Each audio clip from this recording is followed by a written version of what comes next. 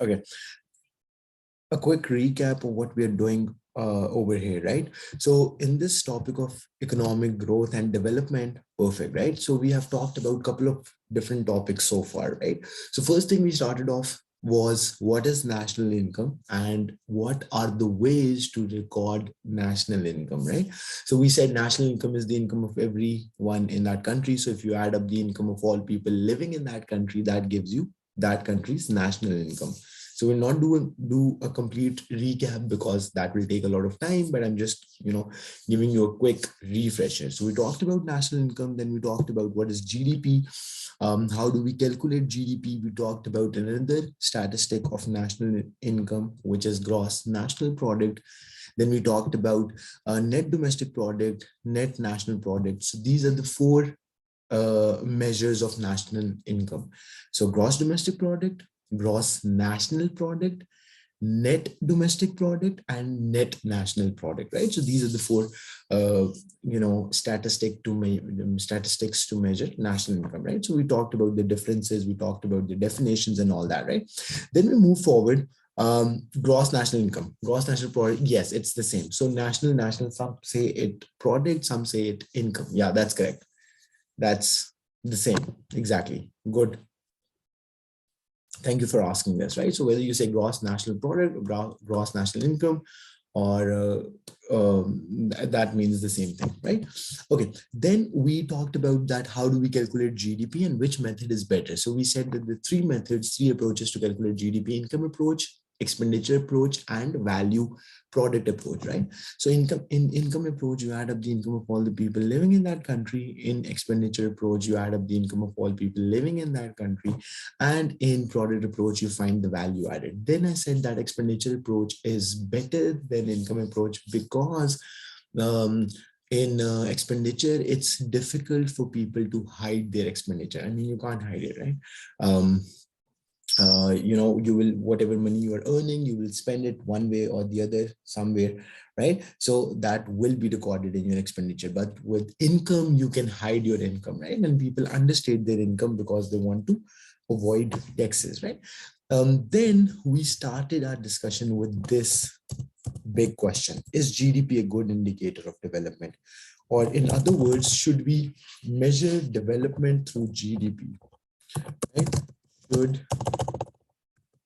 we measure development through GDP, right? So this is the big question we are talking about here, right? Now, to discuss this, I said we'll talk about three important points. Now, what are those three important points? What is development, or what affects living standards? That's the big question. Then is GDP a good indicator of development? So we'll talk about this in today's class. And we'll also talk about other indicators of development, right? So we'll talk about all these things in today's class. So students, let's get started. Okay. Now, the first question is that what is development, right? We hear this word all the time, but we need to know in detail what development is, right? So development refers to living standards of a country nationals. So how high or how low are the living standards of a country nationals? That's what is its development, right? So we divide countries in more developed and less developed, right? So if you remember, we had discussion around that. You divide countries in more developed or developed and developing, right? Developed means that they're already developed, right? Developing means they are in the process of developing, which in other words also mean less developed. Okay. Now, think about this. What is economic growth? If you remember, we discussed in detail in the last class. Economic growth refers to the percentage increase in your national income. How fast your national income is growing, that is your economic growth. So if a country is growing at 10%, that means compared to last year, this country has 10% more GDP, right? So if it was $3 billion last year with 10% economic growth, it means this year it will be 10% higher of 3 billion. Are you following, right? So that is what economic growth is. So economic growth only shows what? Increase in purchasing power, right? Economic growth is the percentage increase in country's GDP from one period to another, right? Economic growth is a measure of the country's national income growth, and so it reflects how much more a country's nationals are earning, which reflects their higher purchasing power. So it's all only reflecting their higher purchasing power. Now, this is the bottom line. Now, you have to understand this in detail. Economic growth is a prerequisite for development because without higher incomes, a country nationals cannot afford more and better products. So we are saying economic growth is needed for development, but, right? But economic growth alone cannot ensure development, right? But um, uh, without higher incomes, the country nationals cannot afford uh, more and better goods and services, right? Goods and services, but economic growth alone will not ensure development. Now, I will give you real world examples to understand this point. Then this is a very, very important point. Mubin, have a look at this.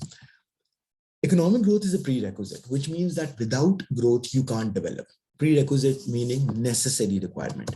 Prerequisite mean, just for you to remember, it's a necessary requirement, right? But the thing is that, if you, economic growth is a prerequisite necessary requirement for development, right? Why so? Because if you are not having higher incomes, then you can't afford more goods and services, which is obviously important, right? But just having more incomes doesn't mean that your country is also becoming developed. Why so? Let's talk about it. Let's take the example of China and India. So even if you look up, you will see that China and India, as far as development is concerned, they will be considered as developing countries. They will be considered as developing. I mean, China is second largest economy in the world, and India is fourth largest economy in the world. China will soon become first, the biggest economy in the world, replace USA, and India will very soon replace Japan and become the third largest economy in the world. But why are they both considered as developing? Because let's talk about it. I mean, if you look at, especially in India's case, if you look at the poverty levels are quite high, which means what? That some people are earning too much, right? So they are billionaires and they are, earning fortunes, but there are so many other people who are still homeless, poverty, right? Living on roads and so on and so forth. Inequality of wealth. Absolutely excellent, right? So that is one thing that's keeping them low on development, right? We'll talk about what indicators of development we use. So we'll talk about that in today's class, right? Then other things, if you think about pollution, I mean, the amount of pollution in these countries is like insane, right? Crime rates in some states are high, like the law and order situation is not that good. Also in some, far away places, I mean, these are huge countries, you would know, the infrastructure might not be that good, right? The educational opportunities, excuse me, the educational opportunities in every part of their country might not be that great, right? So given all these different reasons, yeah, I mean, I'm not saying that, yeah, US is the highest, right? Yeah. But still, are you kidding me? USA would then cover up on other dimensions. USA would then, and in fact, we had very interesting discussion in the last class about, since USA allow weapon ownership, so people can possess weapons, just like you can possess a car, you can have clothes, and, I mean, it's much easier for people to buy weapons in USA. That's why weapon related crimes are very high in USA, right? So moving forward, I mean, but the crime in these countries is also high, which we don't see in countries like Western countries, European countries, and so on. So that's a problem. Pollution, the law and order situation might not be that good in backward areas of these countries like China and India. Education and healthcare facilities might be very limited, not that good, right? So this being said, then we talked about the first point here. Right, Mubin, is this absolutely clear? So economic growth is a prerequisite, necessary requirement for development, but economic growth alone cannot ensure development, right? And that is what we know through China and India's case. Okay, very good. What affects development and living standards, right? Technically, anything under the sky that affects the quality of life in a country, in a certain country will affect that country's living standards, ranging from something as small as improvement in technology, like satellite television, to increase in incomes from which they can afford more goods and services. Then let's include other things. Other things would include better education and healthcare services, right? And then you have better education and healthcare services, um, better infrastructure, uh, structure like roads, telecommunication, right, etc. Uh, better, stronger, and uh, unbiased institutions, right? So what do we mean by institutions? Let me explain you a little bit, right? Institutions basically mean the framework, the policy, rules and regulations, right? So I mean, a simple example I can give you is that there is city management, right? Who runs the city, who makes the decision that where will the road be constructed, and where it is public property and where will the residential area be. Now this is urban management, as we say, urban policy and so on, right? Now if the government departments responsible for this type of planning, just a small example, right, they are biased, right? They favor some people over other people, or they promote their own interest, right? Kind of corruption, you can say like bribery and things like that. So if those things are prominent, right, I'll tell you, unbiased means that they don't favor anyone. Biased mean you favor someone, right? So if in a class a teacher favors some students always, no matter what they do, if there are 10 students caught cheating and then 2 students are not they are not facing consequences, they get away with it, whereas other students are facing, so the teacher is biased, she's favoring, right? As simple as that. So unbiased institution would mean right, unbiased institutions would mean that they don't engage in things like, it's a polite way to say that they don't engage in corruption. I mean, there is always merit over bribery or corruption and connections and so on and so forth. um, right. Now NGO is a different thing. NGO Mubin means non-governmental organization. So non-governmental NGO, non-governmental organizations is NGO. I mean, you just wanted to ask the meaning of NGO, or there is something related to it in this? And you lastly said um, you compared it with higher income. What did I compare it with? Higher income. So think about this. So right now, Mubin, we are just trying to explain that what affects living standards, or what is development in simple words. So what I'm trying to say here, that development will include everything under the sky that has a positive effect on the living standards. I repeat, right?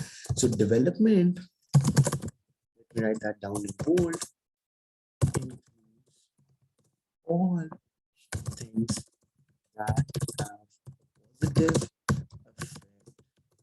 on living standards in a country, right? Which basically means better education, better healthcare, better infrastructure, better urban policy, less pollution, less crime rate, unbiased institutions, right? So and obviously higher incomes as well, because that means that people will be able to afford more goods and services. Does this help? uh, does this help? Right, Mubin? So anything that affects the quality of life in that country would be part of development. You can't exclude anything. even a small change could be, development. So for instance, if Pakistan has a good reputation in the world, right? We are a peaceful country. We don't, engage in politics or things like that, right? And we easily get visa for other countries, right? So that also means that, we are progressing towards development. Why? Because that makes it easier for our people to go and travel abroad and so on and so forth. And, less internal conflicts. I haven't talked about, military situations. So if there are less internal conflicts, no wars, no sectarianism, freedom of speech, freedom of expression, excuse me, right? So all these things will count towards development, which might be very small and not even that obvious and visible, but all these things count toward development. Okay, now this being said, right, now comes the main thing, right? Maybe you have to look at this carefully. Is GDP a good indicator of development? Now we know what is economic growth, we know what development is. Now our question is only looking at, is GDP a good indicator of development? And I'll insert a table here. Right? I'll insert a table here to tell you what are we doing over here. Yes, it is. Sorry, my bad. Yes, it can be. No, it is not. So on the two columns, right, we are talking about if GDP is a good indicator of development, right? Like, can we use GDP as a measure of development? Okay, now the first thing, on the left column, we are listing, yes, it can be. Now, the reason why we are saying it can be, because it shows increase in consumers' purchasing power, which translates into higher affordability of better and more goods and services, right? Now, since we know that GDP, in like GDP per capita, I mean, right? So whenever I'm saying GDP, what I basically means is GDP per capita. Because think about it, if GDP is growing, right? But your population is increasing faster than that, right? So is that, a very beneficial thing, or is that a very favorable change or not? Mubin, are you getting? So, I mean, to tell you, um, sometimes I take this as given, but GDP is the total income or national income of a country, whereas GDP per capita means per person, capita means person, is the average income a typical citizen of country earns, right? So if you divide, how do we calculate GDP per capita? So very simply speaking, you divide GDP with the population of that country, right? So GDP per capita is total GDP divided by population, and that is what gives you GDP per capita. Any confusion about it, right? Are we getting this? Right, exactly. Now, when I say GDP, basically, what I'm referring to is GDP per capita, because I mean, GDP would obviously be higher for India, right? But does that mean that every Indian is better than Pakistani, right? So GDP, if we are looking at the GDP, right? Every China's GDP is higher than Pakistan's, India's GDP is higher than Pakistan's. In fact, now Bangladesh total GDP is higher than Pakistan.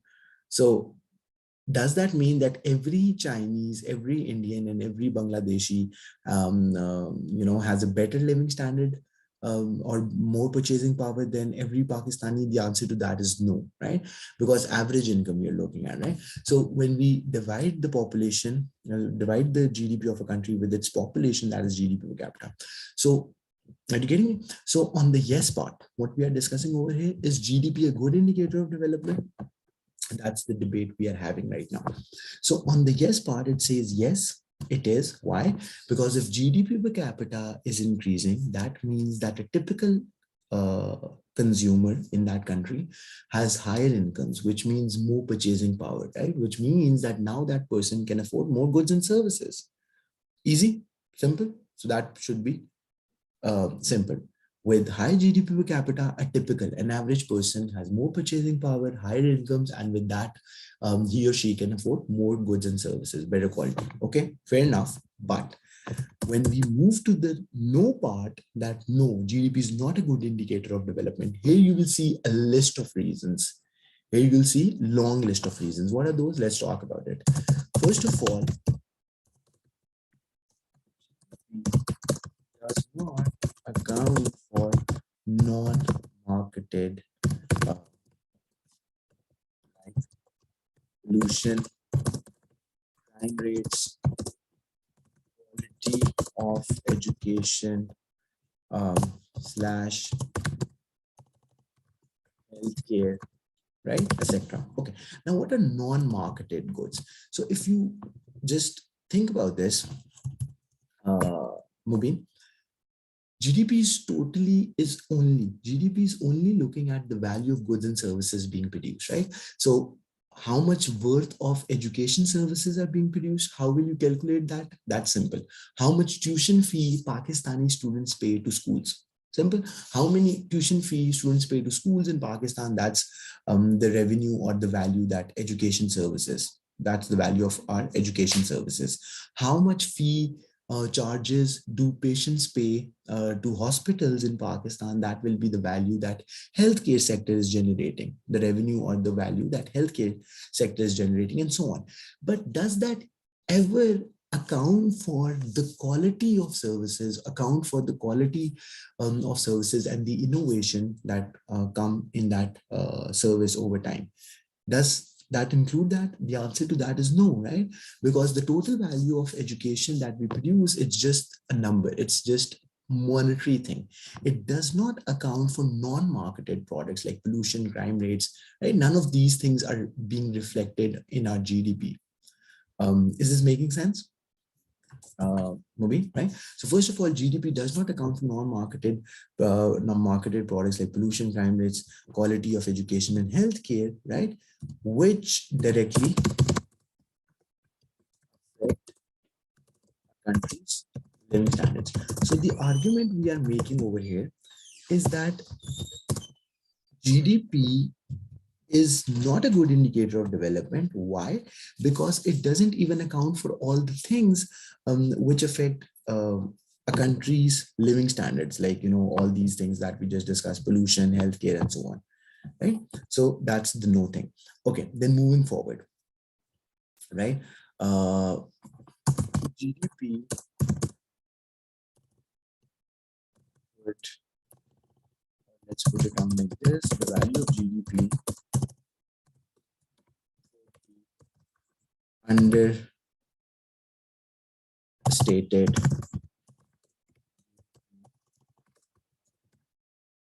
challenges faced in accurate recording of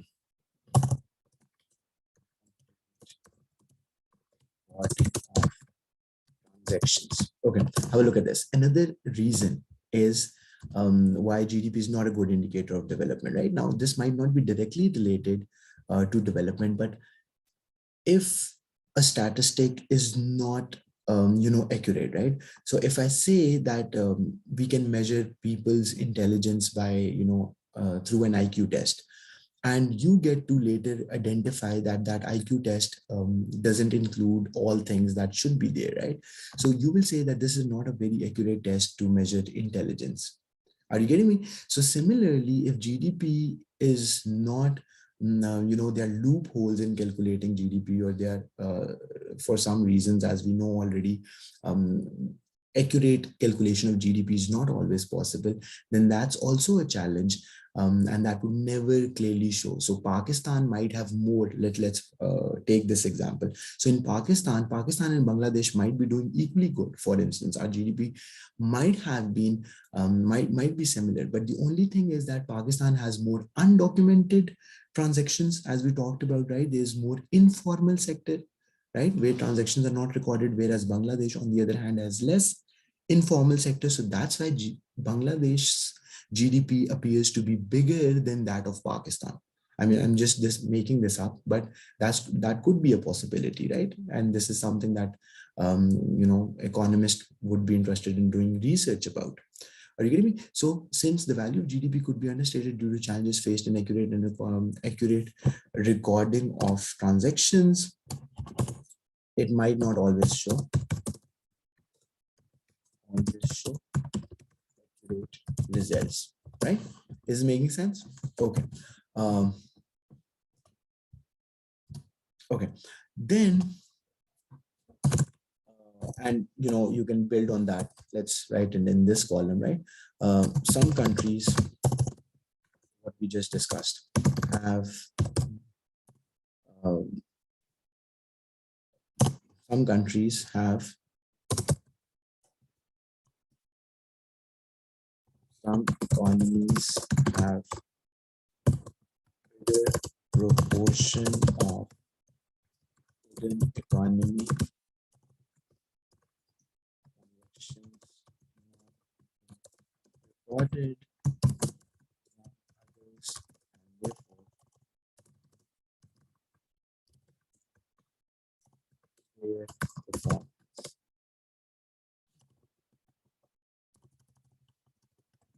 as per GDP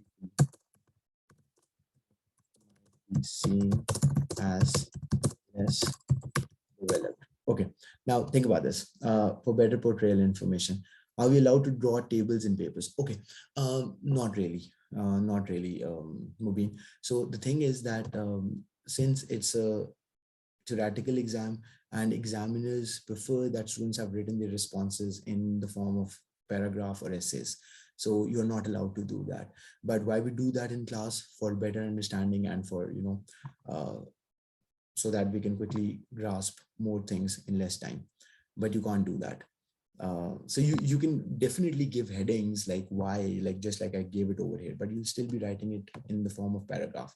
So perhaps you can start off with by saying, yes, GDP can be a good indicator of development because of this one reason.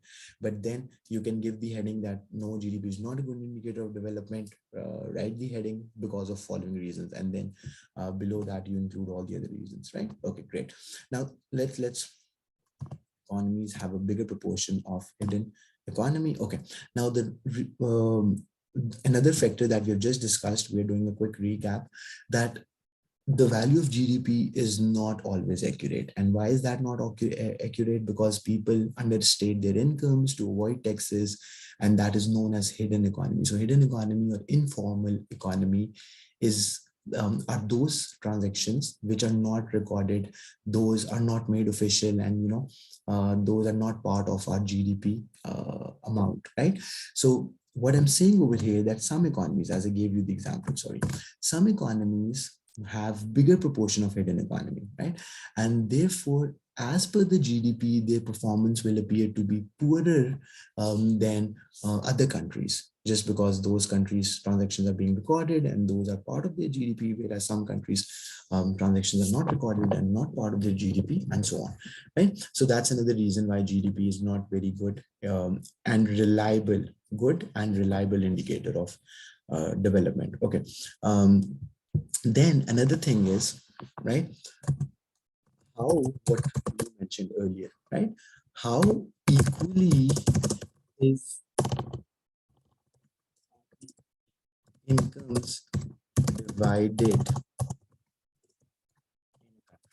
right? So think about this. How equal, um, or let's put it down, how much equal is income distribution in a country? Income distribution of a country would significantly affect the accuracy of GDP in gauging its level of development. Okay. Let's discuss this. This is the point that we were discussing earlier on.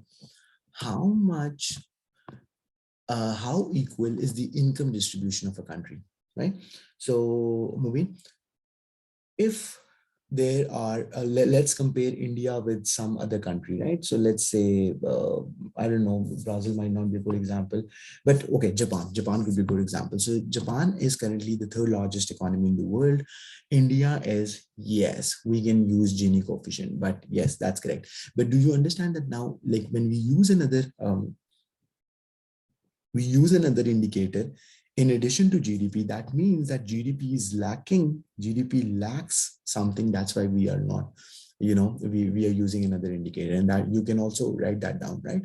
Since GDP doesn't account for the income distribution. So if we compare India and Japan, right? So I'm not very sure, but you can do some research. That could be an interesting thing to research about, and tomorrow we can discuss it. I assume that income distribution will be less unequal in Japan compared to India, right? Now that means that some people in India are billionaires, right? And other people, as I said, are homeless. They don't have homes, and they are facing poverty, whereas that might not be the situation in Japan, right? So according to GDP per capita, India might also have very high GDP per capita, but the problem is that since income distribution is poor, like unequal, very unequal, that means some people are way below, the basic decent living standards that we expect, whereas that's not the case with Japan. Are you following me, Mubin? Right? So again, since GDP per capita doesn't account for income distribution, it just shows how much income a typical person in that country earns, right? So it doesn't account for income distribution, and that is what makes it a poor indicator of development, right? Okay. Another thing, GDP does not, this is a very important point, does not account for type of goods produced. This is very important. Goods and services produced. Now, if I ask a simple question, and I'm sure you will you would know the answer. Now, if you compare Japan and India, which of the two countries do you think would be expecting more on military? If you, Japan is not a superpower. Win, can you hear me? Sorry.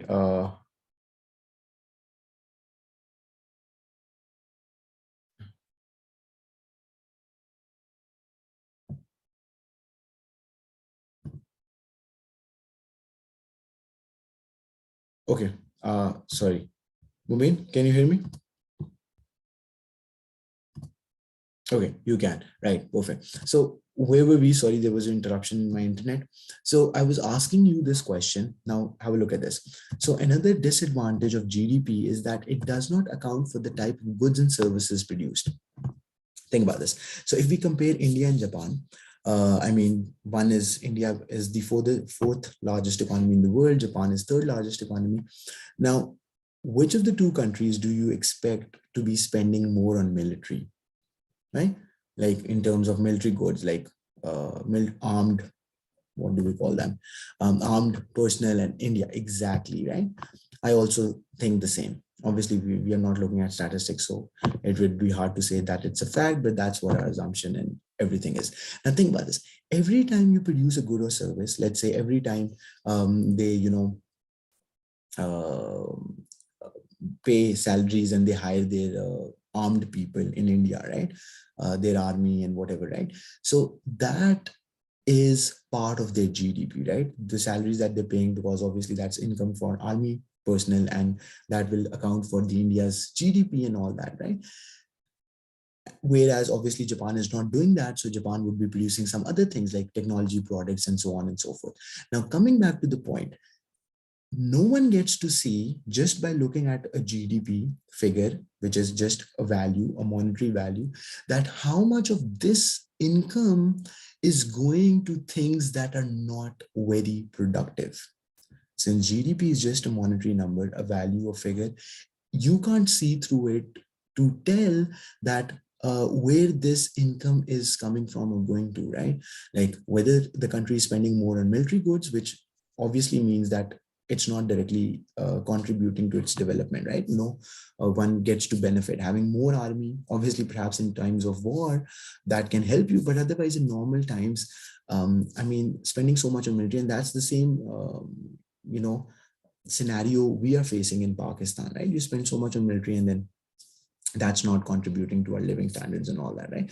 So the idea is, let's add some more explanation to this. Spend uh, much more than other countries less productive things like defense, rather defense, what could be another unproductive thing, right? So the top one that's coming to my mind is defense, compared to other countries which spending on education, technology, healthcare, even though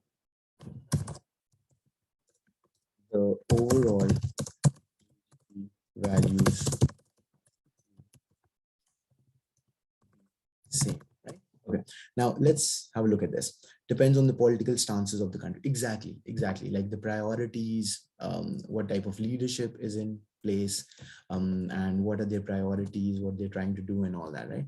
Now, even though I was reading this up, and this is very interesting to see that Japan has nuclear power. So I think it's one of the few countries in the world which possess nuclear energy. And I mean, that's the future of energy, and that's a very advanced technology to have, right? But Japan doesn't has any programs of mass destruction. So when we say nuclear power, we mean like Pakistan has nuclear weapons, to be precise. India has nuclear weapons. USA has nuclear weapons, and there will be a couple of other countries, I think 7 or 8 in the world, who have nuclear weapons. But Japan, even though that has so much technology in terms of developing nuclear energy and all that, still they don't possess nuclear weapons. um, yeah, exactly.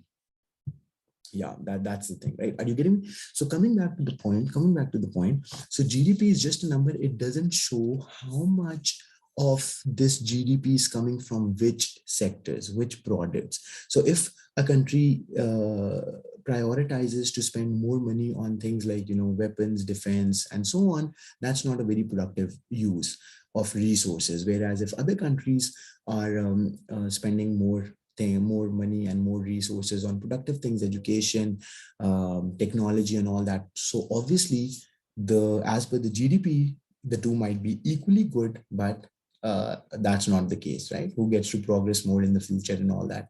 So that's another thing. Okay. That being said, let's see if we have any other point. So right. So let's do a quick recap. Yes, one last thing that's coming to my mind. Does not count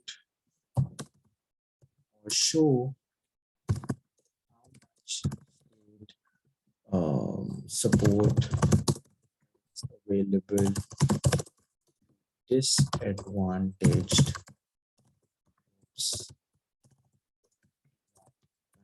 Okay, have a look at this, Mubi, right? So what another disadvantage, yeah, or drawback, you can say drawback is a better word. So another major drawback of GDP as an indicator of development is no, there's no other there's no other point in favor of GDP. Yeah, that's the reason why we will say, or we can conclude, that GDP is not a good indicator of development. And there are some other indicators of development. In fact, there are 3 indicators of development that we will talk about after this. Are you getting?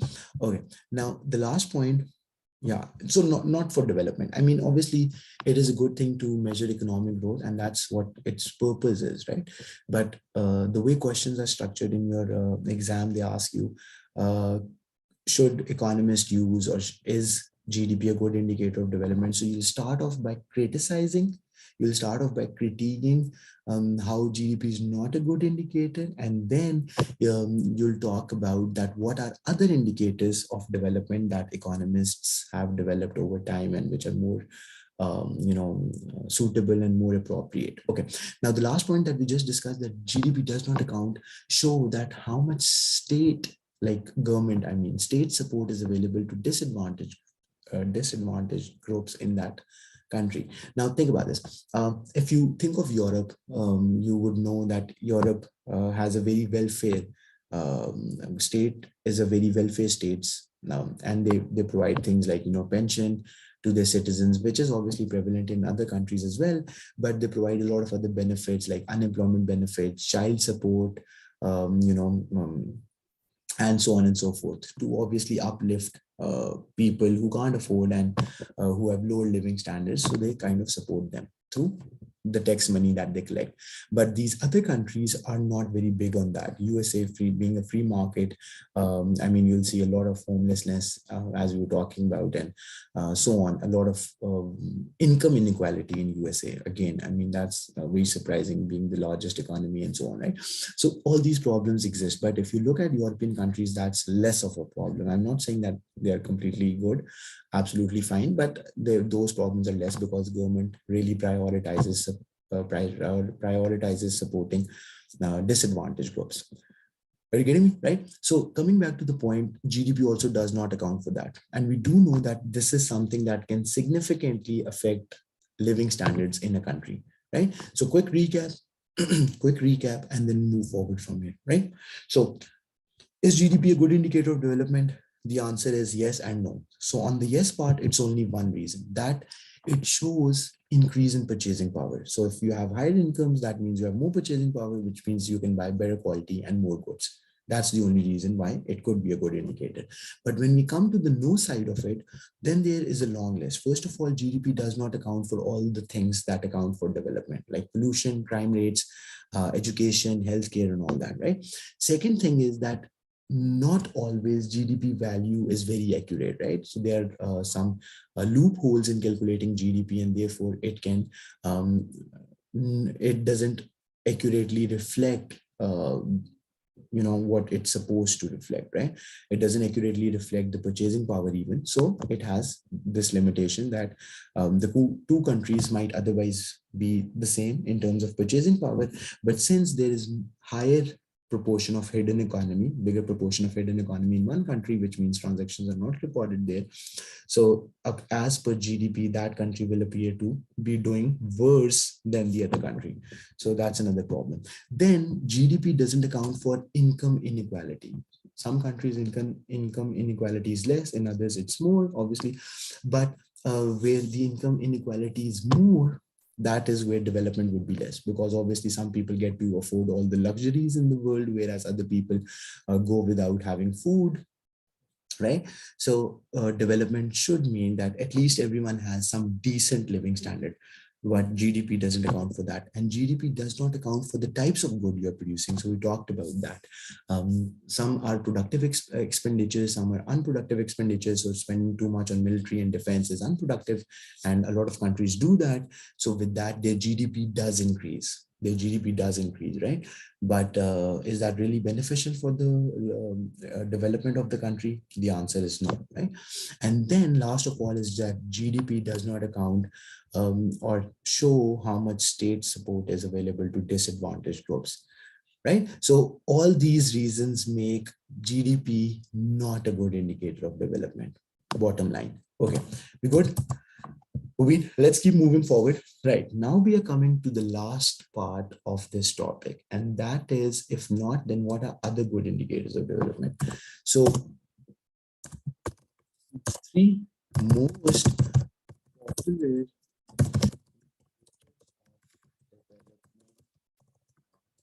as follows. The first one is the three most popular indicators of development are as follows, right? Human Development Index,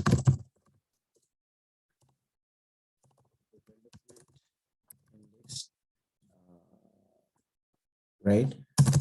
Multi-dimensional multi-dimensional poverty index, right? What is this? We'll talk in detail. And then the third and the last of all is measure of economic welfare, right? So all of these have some short forms I'm writing next to it. Multi-dimensional poverty index is short for MPI, multi-dimensional poverty index, and human development index, the short of which is HDI, right? Okay, now let's talk about this. It said that GDP always grows. Can it happen that GDP grows backwards, like negative? Yeah, Mubin. I did tell you in the last class that we most of the times GDP is increasing, right? It's a positive increase, like compared to last year. A country will grow. Why? Because population is more, which means they're demanding more goods and services. There will be more businesses setting up and so on, right? Now, and technology is improving day by day, so there will be more output produced next year compared to previous year, but not always. I did tell you that in COVID, what happened? There was a complete lockdown. People were not going out. Restaurants were closed. Cinema theaters were closed. Stadiums were closed. There was no traffic on the road. So, I mean, except for the very basic things that we otherwise consume, like food and so on, right? All these economic activities were completely on halt. International airlines, I mean, no type of transport or airlines were operating, at least in the first few months of COVID, like 2020, I'm talking about.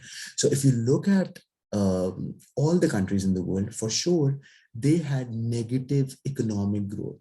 So their value of goods and services that they produced in 2020 was way less than what they produced in 2019, right? So in an extreme situation, and this could, I mean, pandemic is one possible reason for negative economic growth. Others could be like wars, some, major wars in the world, and so on and so forth. Right? So whenever there's a recession, there's negative economic growth. So recession means, I mean, just sake of your recession means period of low economic activity, low activity which uh, countries decrease, right? So that's what you should know. Okay, perfect. Now let's talk about this. So we'll do one today and the remaining tomorrow. Okay. Now, what is Human Development Index? Now, Human Development Index, I mean, this is a good thing. Some proud moment for us. So Human Development Index was developed by one of Pakistani economist named Mehboob Haq, right? So he was working in World Bank, and he, along with his colleagues, he might not be the only one, but he's considered to be one of the main founders of Human Development Index. So he discovered that this is a good indicator. He proposed that we can use this indicator as development. Now, what exactly is Human Development Index? So Human Development Index, I'll use the short form, right? Because we know HDI. HDI ranks, or you can say measure development three dimensions, right? Now, what are dimensions? Let me tell you, right? So if I say that how smart a student is, right? So I can look at different things. I can look at one thing, that how quickly, in how much time he or she can finish his or her assignment. Then I can look at that, how much ideas they have when they are doing a conversation on argument, how many ideas can they share, and so on. So these are different dimensions, different aspects, you can say, right? So on how many different aspects or dimensions you are measuring their intelligence, that's a dimension. So similarly, Human Development Index measure countries' development on three dimensions or aspects, which are namely income, right? Um, Education, and healthcare. Is making sense? Right. Now, think about this. Life expect exactly. Now, for each of these, very nice. Mubin, you already know. Now, for each of these indicators, sorry, for each of these dimensions or aspects, there is one statistic to capture the countries. Now, what are those? For income, you very rightly said, income is calculated through GNI, gross national income per capita, right? So how high or how low is that country's GDP per capita? Sorry, gross national product, GNP per capita. That's what will measure that country's performance on income. Then comes in education. For education, you measure country's performance on the basis of, um, right, right, as you said, years of schooling, average years of schooling. So how many, I'll explain you all these in detail, average years of schooling. And then the third and the last is healthcare. So you measure healthcare facilities in that country through life expectancy. Okay, now let's talk about these and then we'll wrap this up. So since GDP per capita is not a very good indicator of development, over time, economists have developed more accurate and more reliable indicators of development. The first one, and also the most commonly used one in the world, is Human Development Index, which was developed by Mehboob ul Haq, one of Pakistani economists, along with his colleagues. And that's a very simple indicator, and that measures countries' development on three dimensions, which are income, education, and healthcare, right? For each of these dimensions and aspects, there is one statistic. Now, what is statistic? Statistic is something that you can measure.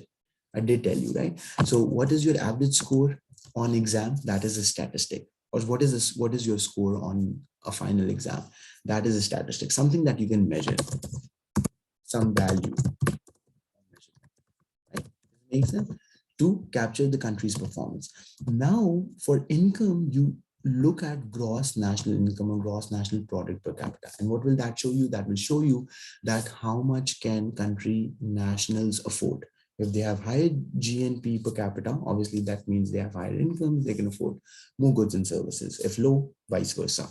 For education, how good is the state of education in that country? That is measured through average years of schooling. Now, let me tell you, if I say that Pakistan's average year of schooling is 8 years, now what does that mean? That means that a typical Pakistani goes to school for 8 years.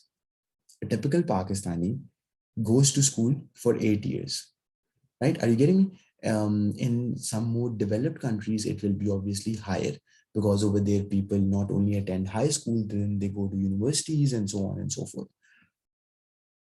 Are you following me, Mubi? So average year of schooling means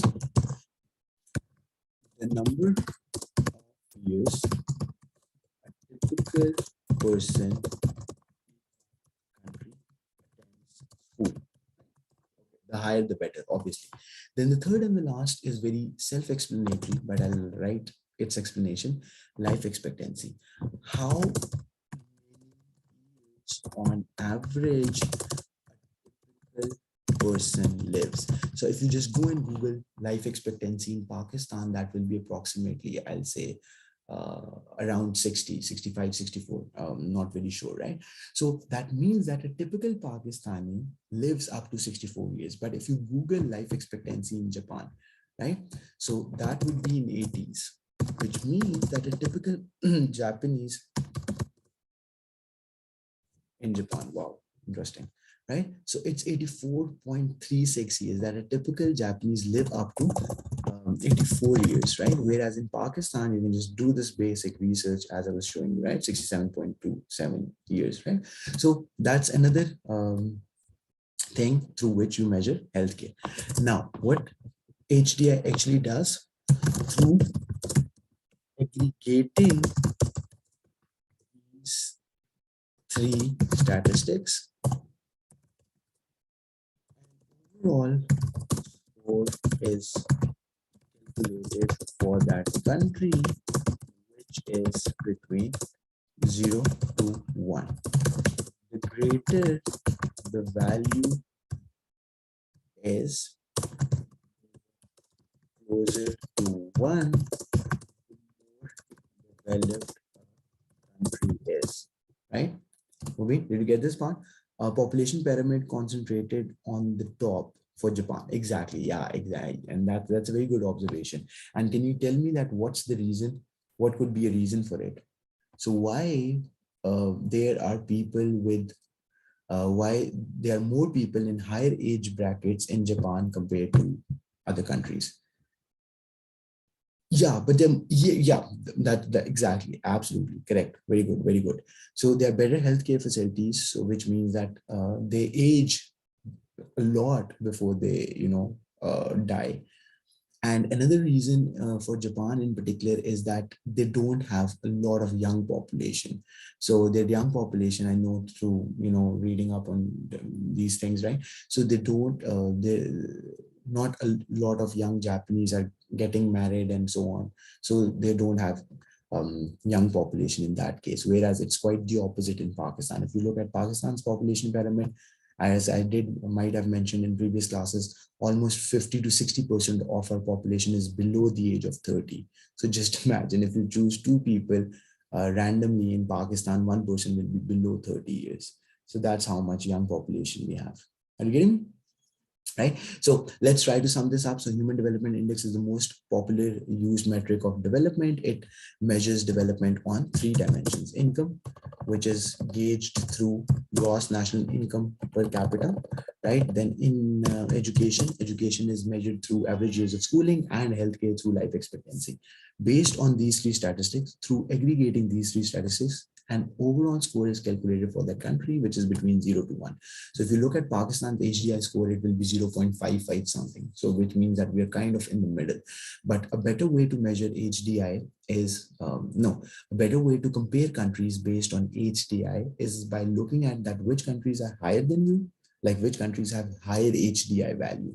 So if you compare Pakistan with Denmark, Denmark will have a higher HDI value, which means that Denmark is doing better compared to Pakistan on these three dimensions, and vice versa. Similarly, if you look at any African country, that would be lower than Pakistan in terms of HDI value, which means that it's doing poor compared to Pakistan on these three dimensions. Making sense, right? Is this clear, Mubin? Any confusion so far? And after we have covered these things, after we have discussed Human Development Index, which we already have done today, but after we have discussed these two indicators of development tomorrow, then we will also critique these. We'll also talk about that why even these indicators of development are not always accurate and giving us reliable results, right? So let's stop here for today, right? And then tomorrow, first of all, we'll excuse me, we'll discuss how do we measure how do we measure multi-dimensional poverty index and measure of economic welfare, and then we'll talk about the critique of these three indicators, that how even they are not perfectly accurate, or what are their limitations. Right? Good. I'll see you tomorrow. Take care and have a good night. Allah Hafiz.